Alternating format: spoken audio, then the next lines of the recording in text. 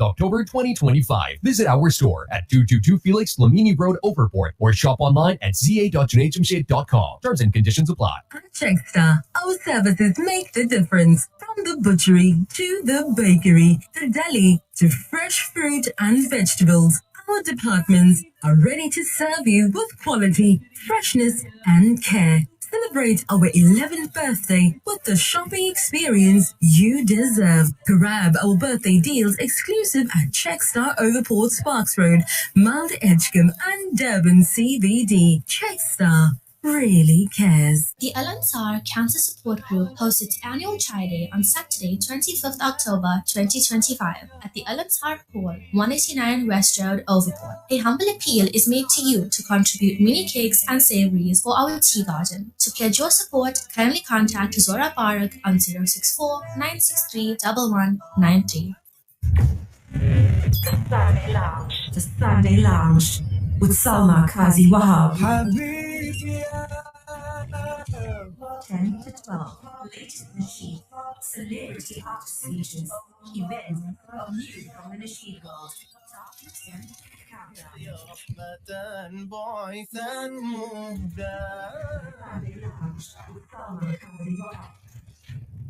Welcome to Simplex Radio. Visit our showroom for the full range of car audio. Our TV department carries top brands with quality LED panels, full HD to Ultra HD, and now the experience of Super Ultra HD. Visit our theater rooms and transform your home with brands like Onkyo, Integra, Denon, Boston Acoustics, Yamaha, and more for quality audio visual experience. Now available, full range of home appliances. A one-stop shopping experience. Call 031 306 4029 or Kenilworth Park, 202 Brickfield Road, Overport. Simplex Radio, the name you can trust. This and only this is Nightline. Nightline is the only program that allows you to listen to the opportunity to voice your opinion on any matter or any topic that concerns you. Also on Nightline, we interview the famous, the not so famous, and infamous. Assalamu alaikum wa rahmatullahi wa barakatuh. My name is Brother Muhammad Varyawa, and with me in the studio is Dr. Anwar Jiwa. Join us every Saturday night from 8:30 p.m. to 10:30 p.m. on Nightline, the program designed especially for you, the listener.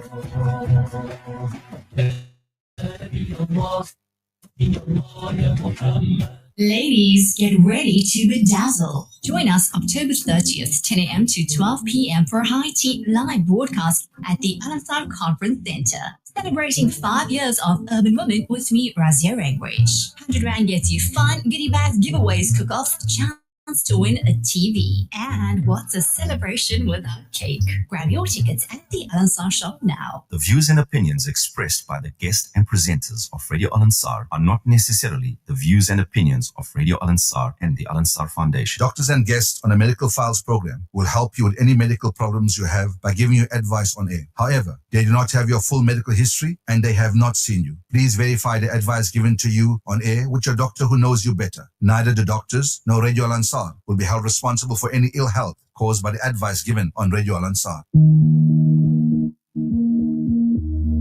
I don't wanna wake up here. You're listening to a live broadcast from Radio Al-Ansar, Peter Maritzburg, 105.6 FM. With fear no more. I will never leave my prayer. I know that you're always there. For every door that you close, you'll guide me to many more. So many ways you show me your love. I'm thankful for all that you've done. Alhamdulillah, for all that I have, for all that I lose, it still leads to you. For the nights that I'm down, you're all I need now. My face meets the ground. Alhamdulillah, for all that I have, you still pull me through. For the nights that I'm down, you're all I need now. Alhamdulillah.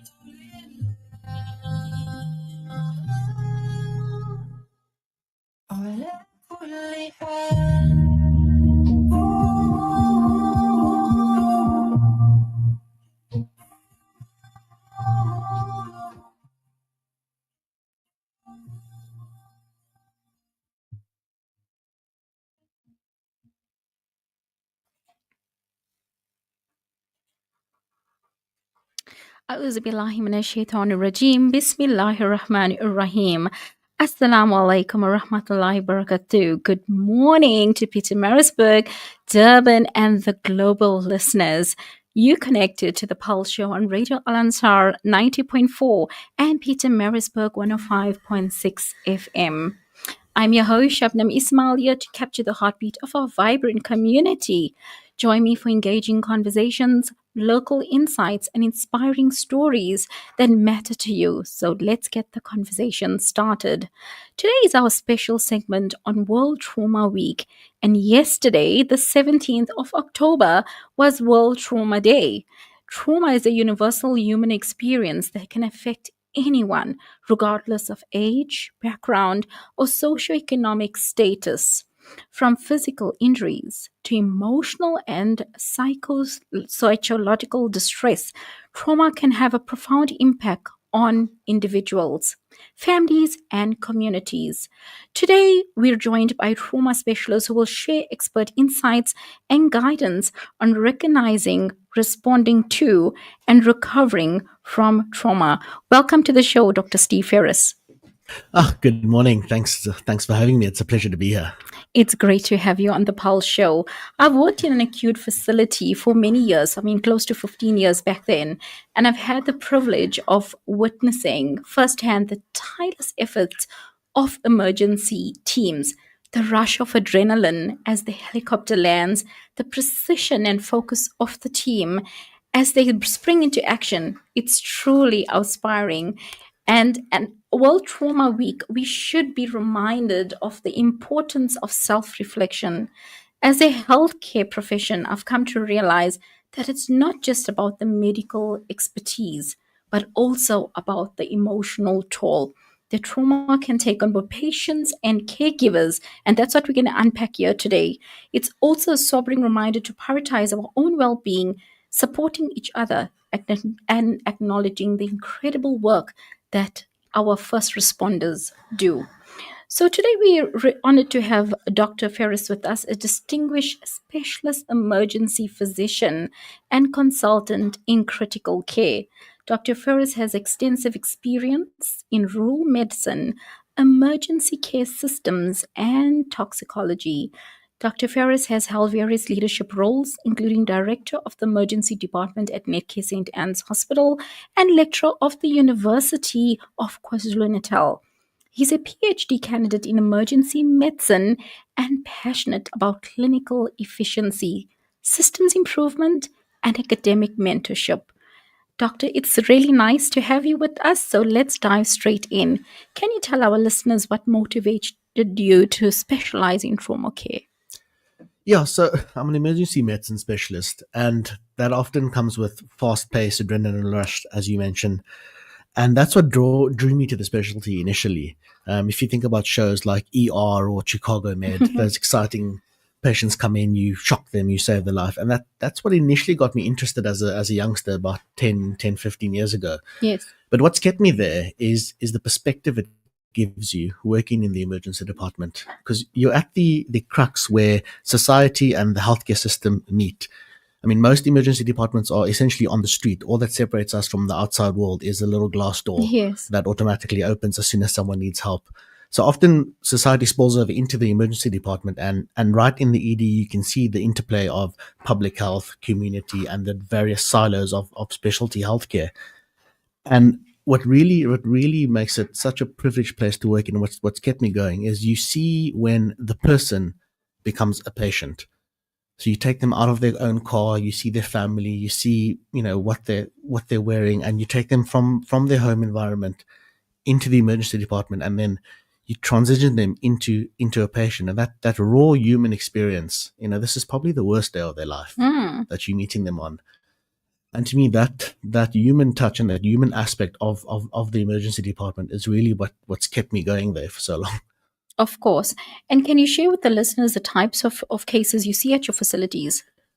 So we're a level 1 trauma center. So our focus is mainly on the sickest of the sick. So you'll often see a helicopter flying overhead in Maritzburg, or something on the news that says that Netcare helicopters landed on the N3 and is bringing patients to a facility, and that facility is us. Although that's our focus, we see everything from newborns all the way to the elderly who fell out of their bed and fractured their hip. And it's anything from burns to car accidents to sports injuries to snake bites and stings to large industrial factory explosions or factory injuries. So although we focus on the major severely injured patient, we really do cater for the needs of all. Anything from severe life-threatening injuries all the way down to minor injuries and simple lacerations, or even sports injuries and concussions and sprains. We're equipped to take care of everyone. Of course. And, obviously, the day in your calendar is not like a textbook. It actually adjusts. I mean, you don't know what to expect, and your team has to be cognitively ready to deal with everything. In terms of stats, can you share with our listeners anything surprising that might change our audience perspective? So South Africa is unique in that we face what's called a quadruple burden of disease. So there's maternal and child disease, there's the non-communicable disease like hypertension and diabetes, and then the infectious disease, HIV, TB. But in South Africa, we have the fourth aspect, which is trauma, which is the most common cause of death of anyone under the age of 45 in this country. And that's a big problem. It's a public health crisis in this country. If you look at the statistics of how much interpersonal violence and road traffic accidents actually produce in our country, the death and the morbidity, it's comparable to active war zones. So violence in, say, Edendale or Plessis-Lar or our N3 road traffic accidents, the amount of casualties we see there are comparable statistically to what we see in active war zones today. So it might be our day-to-day life, but we mustn't become numb to it. The stats are alarming, and people, the Dutch military actually sends people here to train for war zone, even though it's our day to day. To them, these are mass casualties.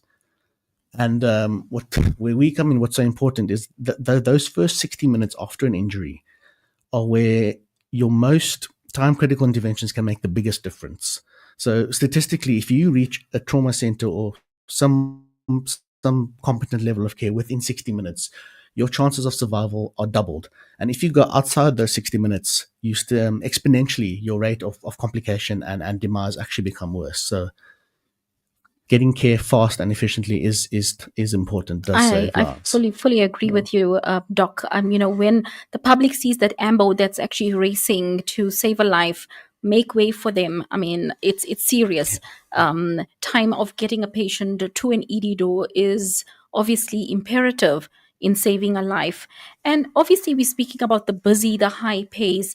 Doc, how do you cope with the emotional demands of working with your patients? Look, so trauma and emergency is, it's emotionally demanding. It's morally exhausting for all frontline workers, from police to firefighters to paramedics to everyone who sees, human condition on a daily basis. And it's very easy to become burnt out or to become despondent. And the common response is, to harden your heart and to sort of shut yourself off to the psychosocial and emotional aspects of it and just get on with it. But to me, that actually drops your level of care.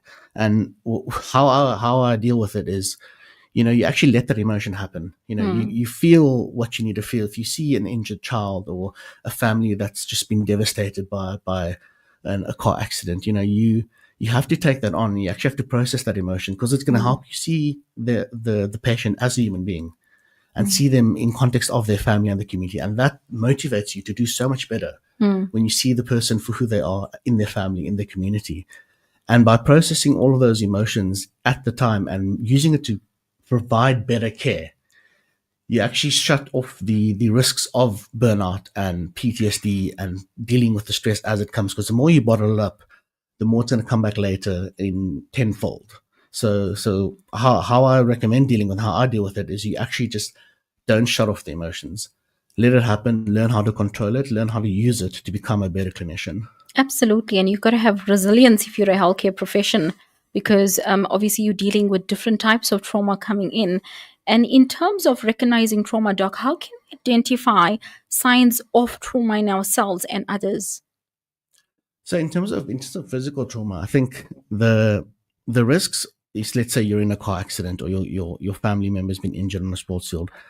The risk in that immediate moment is the adrenaline rush. So if you're driving along and you get into an accident, you're going to be so amped up on adrenaline that you won't realize how injured you actually are, and you won't see subtle signs of injury and confusion and injury and danger in your family members. So the things that I would, let's say, if you're in an accident or if you come across a mass casualty, the subtle signs to look for would be things like confusion, change in skin color, either slightly pale or slightly blue, difficulty breathing. You just can't catch your breath nicely. That might indicate that you've got some sort of chest injury.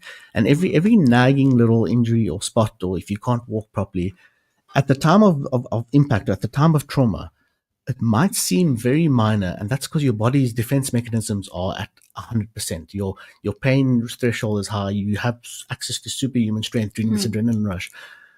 But don't ignore that, because once that subsides, then you start seeing the complications, and then the true effects of what's happened to you start coming out. The pain is worse. Suddenly you realize your leg's actually broken and you've been walking on it, or you've got internal bleeding and you're suddenly feeling faint and confused. And that's those are the subtle signs that often get missed, is during that acute period when the adrenaline's high and patients can compensate for the injury, is when things go missing. Yeah, I must salute some of your first responders. I mean, the emergency services, because when they respond to a scene, the caliber of their connection with that patient is what calms that patient and keeps them going until they get or arrive to an ED department. And Doc, in terms of trauma, what is the best ways to support someone who's experienced a trauma?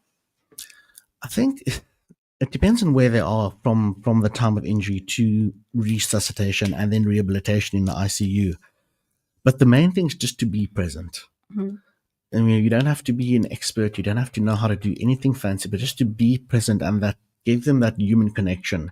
Because it is quite a dehumanizing process. You get put into a gown, you get drips and monitors and surgical procedures done to you, and a lot of it can feel quite artificial, that you as a person feel dehumanized. And it's so important to provide that early psychological support. So we've got a team that includes psychologists, occupational therapists, physiotherapists, that, let's say you've got a hand injury, that occupational therapist is already there working with you, showing you how to open a tap, how to write, how to type, just to keep that quality of life and to get you back to who you were before the trauma. And then the psychologist will walk through from the beginning to the end. I mean, they get the same alerts we get when the patient comes in. So the whole team knows someone's coming. We need to look after them from start to finish through the rehabilitation phase. Healing is both physical and emotional and spiritual. And what's important in trauma care is not just the blood and the guts and the fancy, exciting stuff. It's all these other things that really make a lasting difference when you see your patient for a follow-up. Yeah. And those are things they remember. I think the beauty is the multidisciplinary team coming together, and every case will differ. For example, obviously at the facility that I work, we actually received a family member. There were two gentlemen that actually sustained dog bites, and it was quite serious. They had to go for surgery, etc. But obviously now they're in my rehabilitation setting, and going to visit them daily, it's obviously the impact, the trauma, they're still healing from that, and it does take time. So that's where the team has continuation of care. And, trauma, as you said, it depends on, the type of cases and how each person or individual deals with it. Before we take our break, I just want to ask you one more question, Doc. In terms of trauma-informed care, how can healthcare providers, educators, and communities create safe and supportive environments for those affected by trauma? I think the biggest thing with trauma and community is injury prevention. So prevention is always better than cure, and that goes for trauma as well. So things like buckling up or wearing a helmet when you're riding a bike, or just if you're doing sport, teaching coaches how to take care of spines in rugby matches, or drowning first aid in swimming or water polo. And those communities, those educators, those little safety steps we put in place, speed limits, resting, those can go a long way to preventing catastrophic trauma down the line. So in terms of trauma informed systems, I think the big focus and the big role that communities can play is injury prevention, and taking those preventative steps so that you don't become a trauma patient. I fully agree with you. I think from a young age, parents need to actually invest in the kids to understand basic CPR. I mean, it's World Stroke Month as well, and I think fast is very important of getting that grandparent to an ED and ensure that we can actually look at those signs and symptoms and get things right. We are connecting with the community today on the Pulse Show. I'm Shubnum Ismail, hosting Dr. Steve Ferris, who's actually got a vast experience in emergency medicine. We're going to take a short break. Don't go anywhere. We'll be right back with more insightful conversations about trauma care and support. We'll dive deeper into the complexities of trauma and explore ways to provide better care for those in need. Stay tuned, and we'll be back in a flash. New every day, Radio Al-Ansar. Join us for the grand opening of Durban India Shopping Festival, 27th September, with entertainment by Versatile and Vande Mataram Dance Academy. Get all your Diwali shopping done in one place for the whole family. Monday to Thursday, free entry. Friday to Sunday and public holidays, only 20 Rand per person. Don't miss the biggest shopping experience, the biggest fireworks display, and the biggest car giveaway. Happening only at Old Durban Drive-In. Durban India Shopping Festival. We bring India to you. Verily, every soul shall taste death. A gentle reminder for all of us.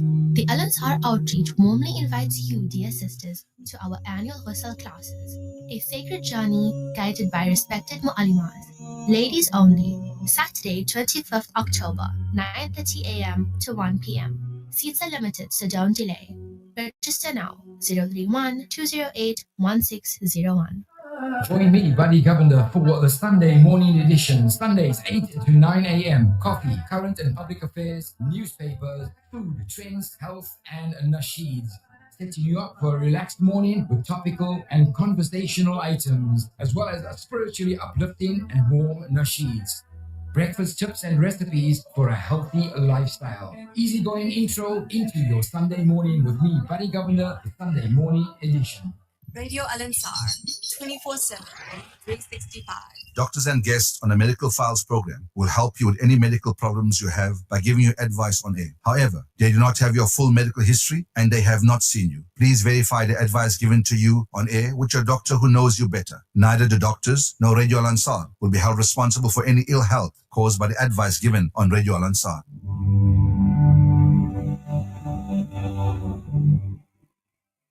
You are listening to a live broadcast from Radio Al-Ansar, Pietermaritzburg, 105.6 FM.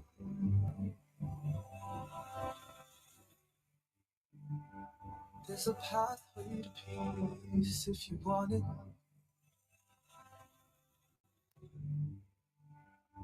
But the street is surrounded by thorns. Oh, you'll see and smell roses you think you like, but they're only there so you stray from the course. Every chance that I get when it's feeling fall, praying for guidance and hope when it opens my heart. Love when the faith filling up, but I know where to fall. Waiting for long. God, can't stop, won't slow up, keep walking, we fall down, real it's all good, keep holding, keep falling down, get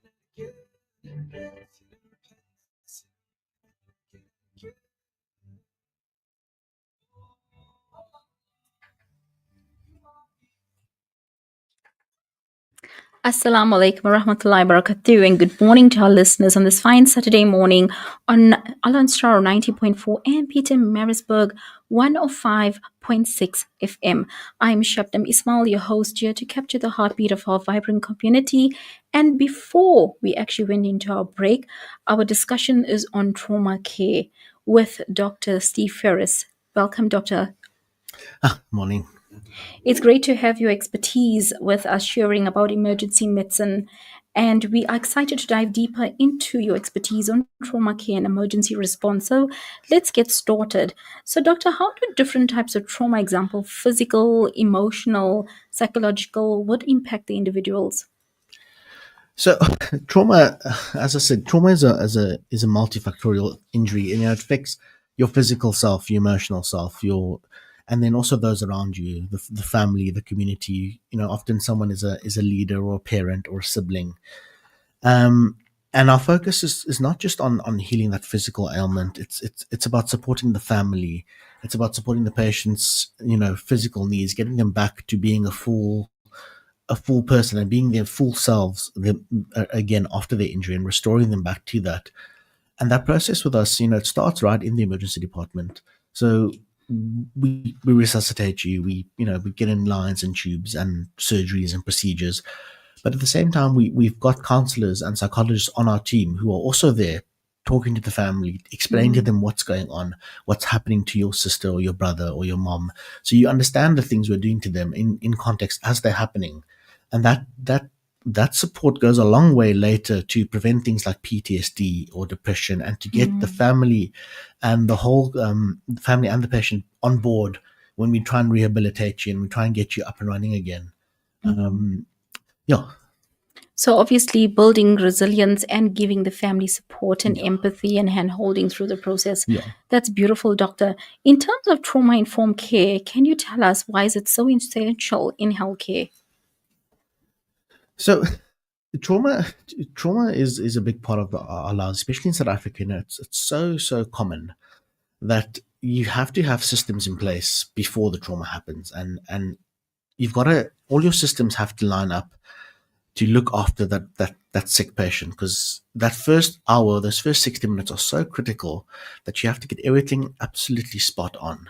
So we've got systems in place where if someone is injured on the road, immediately our paramedics let us know. They hit one button on an alarm group, the physical alarm actually goes off in our department, and immediately everyone in the trauma team is made aware. The nurses, the surgeons, the physios, the paramedics, the psychologists, the blood bank. Everyone knows someone is coming. We need to get everything ready to provide the best care we can within the fastest time we can to make sure that the outcome is good. And those are built into every level, from our engagement with the community to our pre-hospital and our paramedic care to what happens in the ED and all the way through to rehabilitation. Communication obviously is very imperative. And so basically the paramedics are giving you kind of like a virtual picture of what to expect in your ED.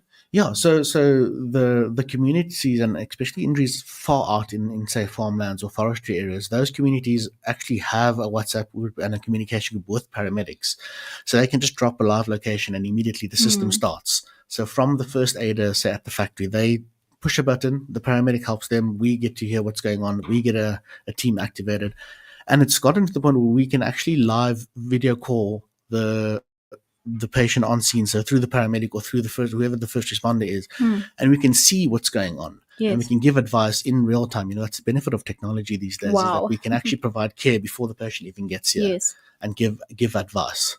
Can you elaborate about obviously the differentiation between the different levels of trauma? You guys are level 1 at the moment at your facility, and obviously you deal with the helicopter and all the emergency systems at length. If you can please highlight how that function benefits the patient. So the level, the Trauma Society of South Africa and internationally, the trauma systems are divided into tiers: level 1, 2, and 3. And we're the only private level 1 center in KZN. The only other level 1 center is in Nkosi Albert Luthuli Hospital in Durban. That's in KZN.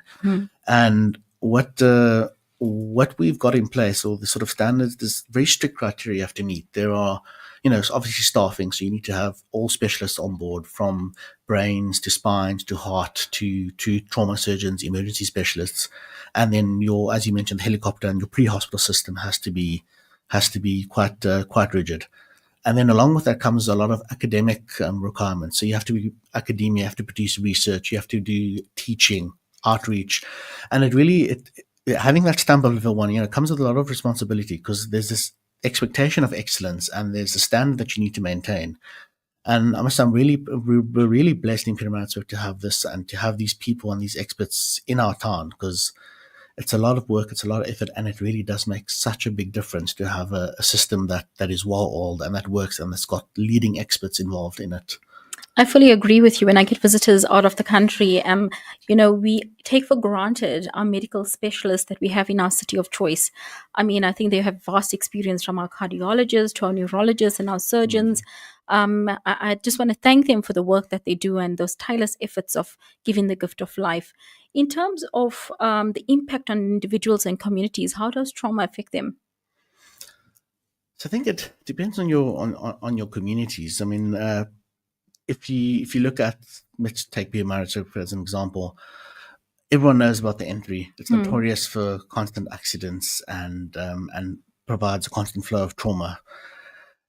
As a community, the response has to be, as I said earlier, prevention. We can build our trauma system, we can save lives, we can do what we need to do, but the best way to save a life is to prevent. And what trauma should do to a community, and what our hope is as a level 1 center through our outreach and through our education systems, is to get the injury prevention, the safe stops in place, get the safe buckle up safety, the drowning safeties, all of that in place. And also from the second step, so there's prevention, and then there's the primary intervention. So within communities, we try and identify community leaders, so educators or basic first aiders, or even pastors or priests or community leaders, and use them as contact points to say, here's our number. If you need assistance, please dial us. We'll support you, and then also provide training. So we often do outreach. We provide CPR training, stop hemorrhage control, all sort of basic spine immobilization. And by building and upskilling the members in the community, we know that when that injury happens, even if it's far away from us, there is someone there that knows what to do, that we've trained, that can keep someone alive until we can get them to a best level of care. Doc, we've got a national highway that's cutting through our province, and we're getting closer to the holiday season. And I know you spoke about buckle up just now. If you'd like to elaborate and provide our listeners with some tips on travel and what they can do to actually maintain road safety. Yeah, holiday season's coming up. Roads are going to be busy. I think the N3 sees massive volumes during the festive season. And the big thing is fatigue.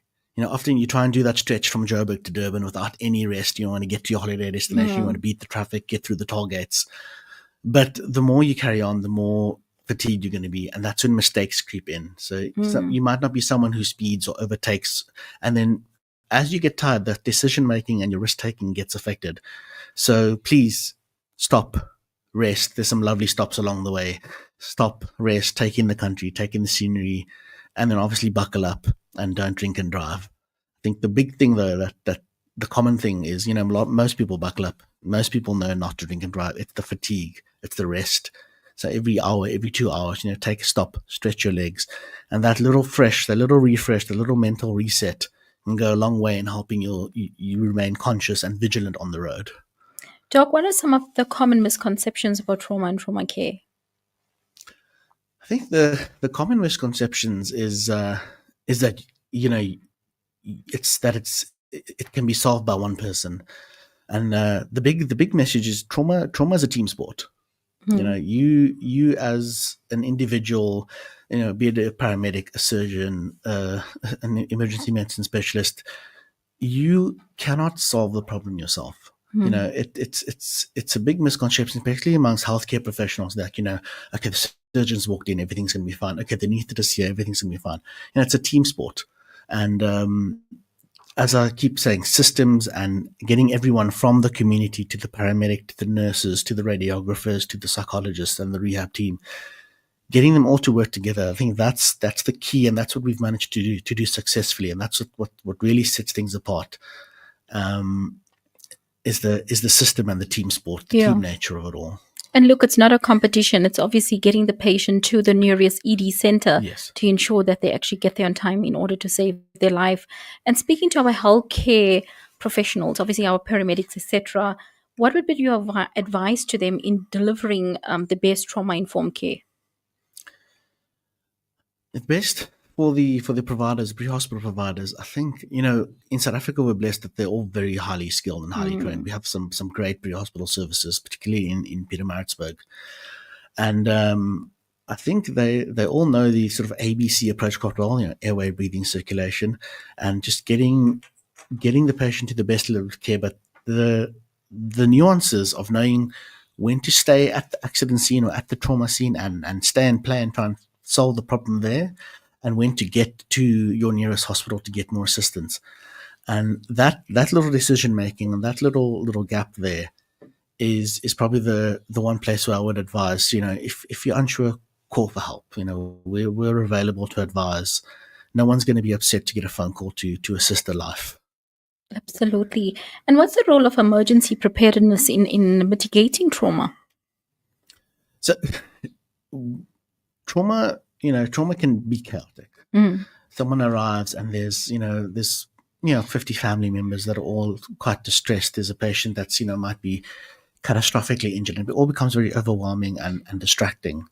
And being prepared for these chaotic scenarios is what makes it successful. So the best time to make plans is when there's nothing to plan for. So when the patient's not there, when the chaos is not there, when there isn't trauma, sit down with your role players, sit down with your team, write that policy that you've been waiting to write, and get everyone on board so that when it happens, you push a button and everything works smoothly. Absolutely. Trauma is obviously unplanned. It just happens. And for our community out there, our listeners that's listening to us, what advice you'll give them in order to build resilience if there is a crisis? So, to the community out there, if there's a crisis, I think, it sounds cliche and it seems impossible, but the first thing is stay calm. One thing, I've been in a few crises myself, and you forget the ambulance number. You forget the address of where you are when someone says, okay, I'm going to send help, where are you? And those sort of basic things, I think, if you can say them on your phone, if you can write them next to your landline, and then, you've got your ambulance number, you've got your address, so that help can get to you. I think that's the biggest takeaway, is to have, just like we have emergency preparedness and systems in place in the hospital, at your workplace, at your school, at your home, show your kids where the panic button is, where the alarm button is to get the ambulance here. And just having those little steps in place before something happens is going to save a life. And we just want to highlight today that obviously communication is key, and effective education to your little ones so they can actually be prepared when there is a crisis.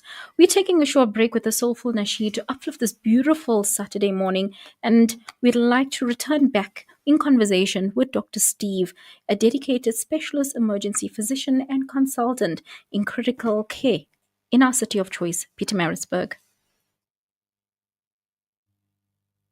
Radio Al-Ansar. Cholesterol, 4.8. Glucose, 5.6. But here's the number that matters most, 30% less. That's how much you can save on medical aid claims at FlowPath. Take the price test before your next blood test. FlowPath Laboratories.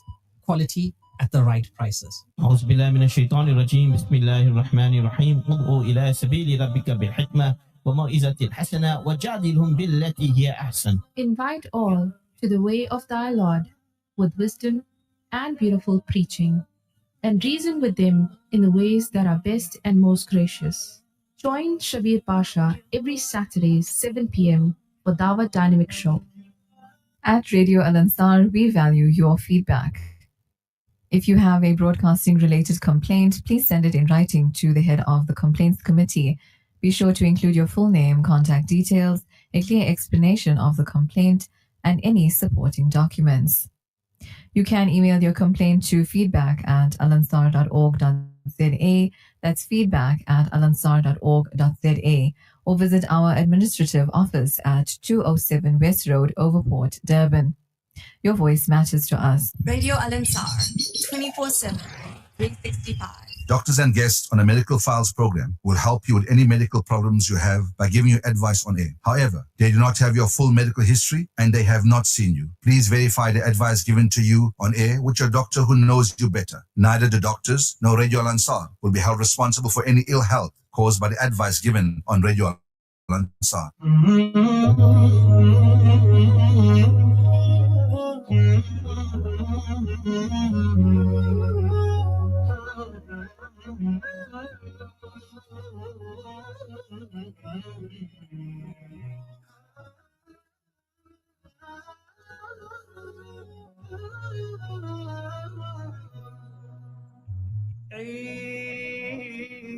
هتلاقي طريق لو مهما تضيق سيبها على الله. عيش عيش اليوم باليوم، لو تلقى هموم سيبها على الله. قولوا معايا لو دقت بيك الأسباب ربك يفتح لك باب. قولوا معايا لو مهما كانوا همنا كتير دايما في طريق ربنا خير.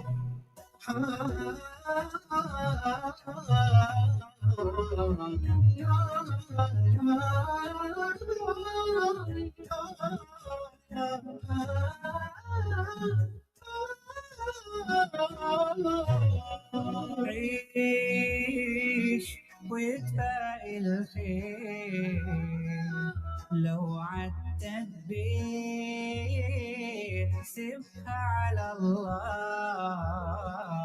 عيش عيش وانسى الأحزان، لو يوم زعلان سيبها على الله. قولوا معايا لو دقت بيك الأسباب ربك يفتح لك باب. قولوا معايا لو مهما كانوا همنا كتير دايما في طريق ربنا خير.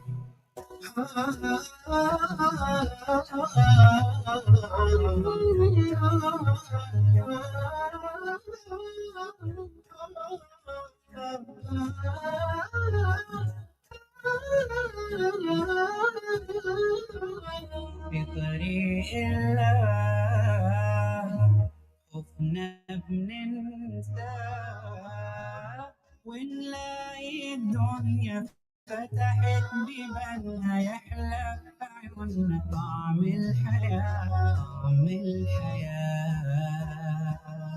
قولوا معايا لو دقت بيك الأسباب ربك يفتح لك باب. قولوا معايا لو مهما كانوا همنا كتير دايما في طريق ربنا خير. قولوا معايا لو دقت بيك الأسباب ربك يفتح لك باب. قولوا معايا لو مهما كتير دايما في طريق ربنا خير. Assalamu alaikum wa rahmatullahi wa barakatuh. Our listeners, on the Saturday morning, we are at the Radio Al-Ansar offices in Peter Marisburg, and you connected with us on 90.4 and Peter Marisburg 105.6 FM. I'm your host, Shubnum Ismail, here to capture the heartbeat of our vibrant community. And join me for an engaging conversation today. Before we actually went into our break, we actually were joined by Dr. Steve Ferris, a specialist emergency physician and critical care expert with a wealth of expertise in emergency medicine. Dr. Ferris, welcome back to the show. Good morning. We're excited to dive deeper into our expertise on trauma care and emergency response. So let's get started. So, Doctor, breaking the stigma is very important. It's also World Mental Health, and you're dealing with the patient, you're dealing with the families. And I'd like you to elaborate in terms of the journey of the patient. Why is it important that they need to talk about the experience? Why is it important that that healthcare professional need to talk about the incident, like a debriefing, so that you can move on? Yeah, no, I can actually tell you quite a few stories. When we see first line responders, so police officers, firemen, prison guards, who get injured while in the line of duty, say by fire or gunshot or assault. You see them and you treat them, and then during their follow ups, I'll just share a few stories. We noticed this gentleman doesn't want to go back to work, and you can't put your finger, your injuries are healed, your surgical sites are clean. You struggle to see why you can't get this man back to the person they once were. And that's when that's when I first realized, what a big psychological and emotional role there is for in trauma care. Someone who was shot in the line of duty, for example, say a police officer or security guard, it takes a lot to get them back out there to put themselves at risk again, and to get them back to the brave person they once were. And that's so key that we need to address those things as they happen. So I mean, I sound like a broken record, but again, the multidisciplinary team approach, getting your psychologists and your counselors on board, and then even you as a doctor being empathetic and actually taking time to listen and to hear what your patient's going through. That can go a long way to prevent, post-traumatic stress or, prolonged acute stress disorders where someone doesn't want to go back and actually change who they are. Because the goal of trauma care, once we stabilize you, you want to get you back out there to the person you were, to the parent, the father, the sibling that you were before the trauma. And in terms of the advancements in trauma, I'm sure you keep yourself up to date. Can you update our listeners on, in terms of like stroke and heart attacks, has there been any advancements on response time and how to do things differently? So the field is constantly evolving. Everything's always cutting edge. Every week you open a journal, something new has come up. For stroke and for heart attacks, we focus on getting this early recognition. So getting the patient to the hospital within 60 minutes, getting your scans and your ECGs done within 10 minutes, and then providing intervention. And in terms of trauma, there's been things like automated CPR machines. We have more advanced ventilators to the point where you can ventilate and do CPR without actually touching the patient. And we have those technologies available. But when you look at the cutting edge research, they're also quite expensive. And in Africa and in South African context, what's been the hot topic in innovation is what's called frugal innovation. So just making small little differences, cost-effective differences with what we have. And that's, if you look at the local leading trauma experts, the professors and the PhD guys in KZN, that what they're researching and what innovations they've come up with, it all points back to systems and to having systems in place. And even across Africa, I do quite a bit of work with the African Emergency Medicine Society, and across the continent, a lot of what we're doing, as a continent, we're still in the developing phase of getting our systems in place, getting our radio telecommunications up and running before we can even think about all these expensive machines and the latest drugs. What we need to focus on in an African context is really getting the systems and getting the community involvement, as we spoke about. That's really what the local, where we are locally, is innovation needs to happen in communication and systems. And accessibility, of course. Yes. Yeah. And in terms of the measurement and effectiveness of trauma-informed care, how do you guys measure your stats?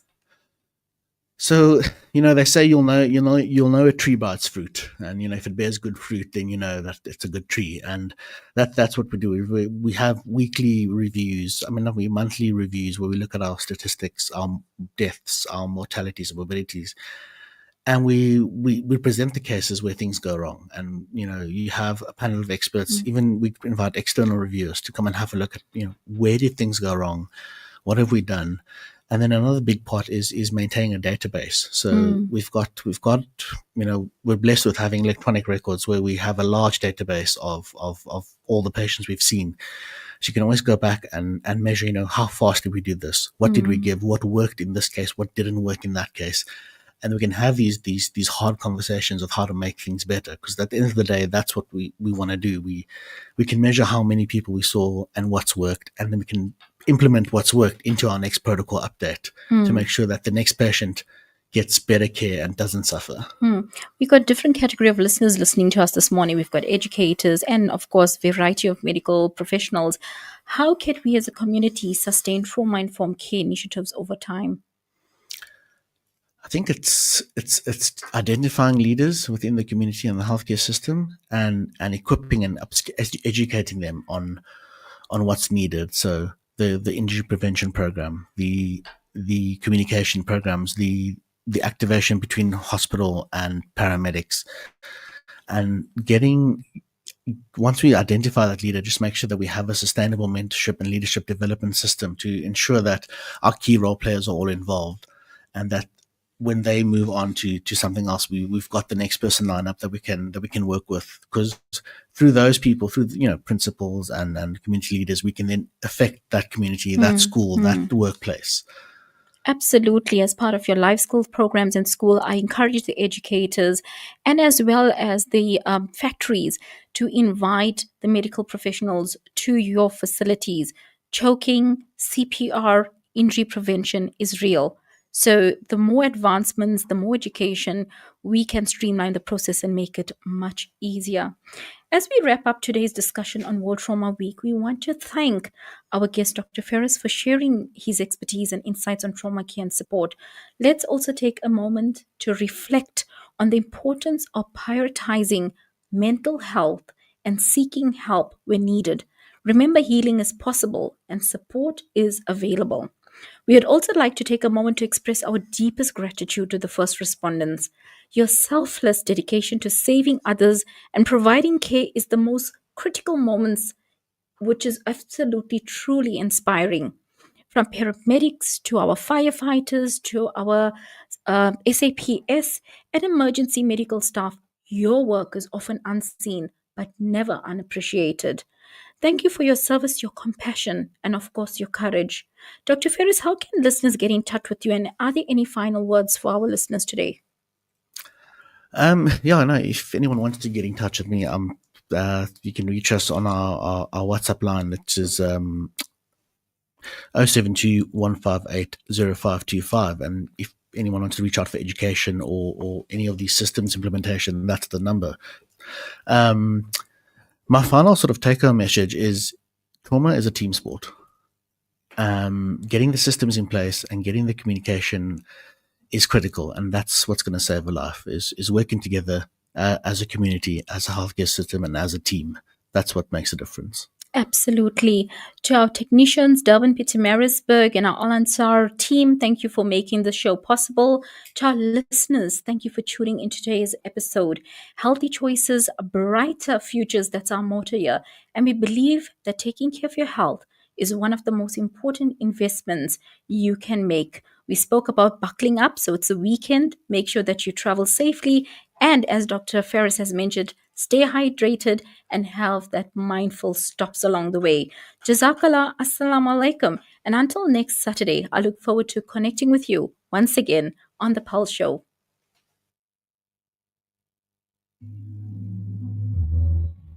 Every time you are listening to a live broadcast from Radio Al Ansar, Pietermaritzburg, 105.6 FM.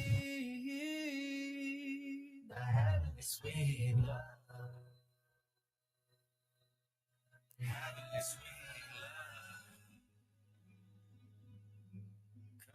Way up above.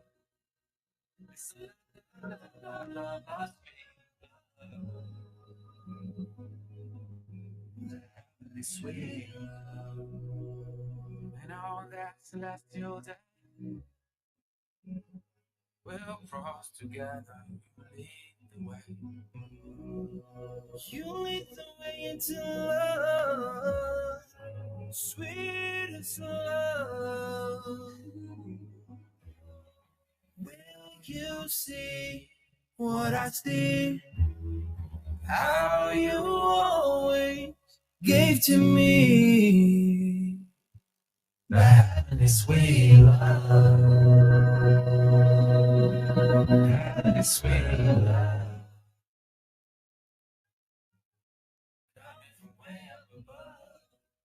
We'd love to meet you. Pay us a visit. Radio Al Ansar. Radio Al Ansar, 24/7, 365. An informative Islamic global perspective. This is Al Ansar News.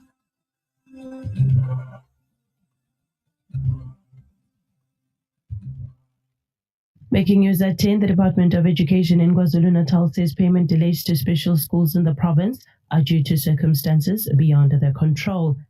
Good morning, I'm Tabile Duma. The Department of Education in KwaZulu-Natal says payment delays to special schools in the province are due to circumstances beyond their control. They were due on Thursday but now have been pushed to next Thursday. In a statement, the department has put the blame on technical glitches, which it says affected the timeline for processing the payments. It says while the delay is regrettable, it will ensure learners with special needs get the education, care and the resources that they deserve. The Democratic Alliance in KZN has written to the Office of KZN MEC for Education, Sipho Shlomoga, and the Premier, asking for the issue to be urgently addressed. The party's provincial education spokesperson, Sakile Mgadi, says that the delays are concerning. Staying with local news, almost 2 million rands in stolen copper has been recovered in Chatsworth this week. The cables came from the eThekwini municipality, Transnet, Eskom, and Telkom. Police officers from the ACPS Economic Infrastructure Task Team and the Provincial Firearm and Drug Unit identified a property that was being used to store the stolen items. They found 2 trucks loaded with about 8 tons of copper. Preliminary information indicates the property is owned by locals with foreign nationals working there. Arrests are expected soon. In more news, a forensic investigator, Paul O'Sullivan, has launched a 10 million rands counterclaim against KwaZulu-Natal Police Commissioner Nhlanhla Mkhwanazi in a heated High Court showdown. O'Sullivan accused Mkhwanazi of defaming him at the Matlanga Commission of Inquiry and the Parliamentary Ad Hoc Committee probing Mkhwanazi's claims that the criminal justice system has been captured. This is in papers filed in the Gauteng High Court in Johannesburg, and in response to Mkhwanazi accusing O'Sullivan of defaming him in a 5 million rands suit he launched over what he said were wrongful and defamatory statements made to news broadcasters. In turn, O'Sullivan denied any wrongdoing, insisting that his statements aimed to expose corruption in law enforcement. He said he was unable to meaningfully respond as he had not been provided with copies of the relevant publications or formal transcripts. However, O'Sullivan denied making defamatory statements to the 2 news organizations about Mkhwanazi and said that the lawsuit was an attempt to silence him. Damning text messages sent by Kristen Clark to her then-boyfriend Robin Clark shortly after her daughter's death revealed that she suspected that he may have murdered the toddler but chose to remain silent. She later married him. These text messages were presented during Kristen's cross-examination in the Eastern Cape High Court in Gqeberha yesterday, which marked the 12th anniversary of their 19-month-old Chrisley Durker's death.